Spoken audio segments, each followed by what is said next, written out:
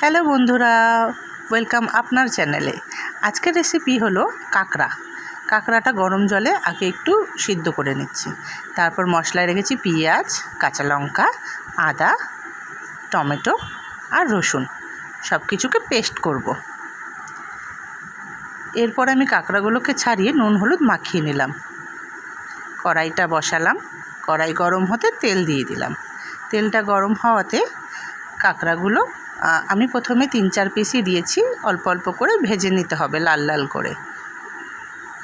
তারপরে আমি দিলাম কটা তেজপাতা, 2টো তেজপাতা ছিঁড়ে দিয়েছি, আর গোটা গরম মশলা দিতে হবে। ততক্ষণ আমার ওইদিকে পেস্টটাও কমপ্লিট হয়ে গেছে। সব কিছু দিয়ে পেস্ট সুন্দর পাতলা পাতলা করে নিয়েছি। এবার এটা আমি কড়াইয়ের মধ্যে দিয়ে দেবো।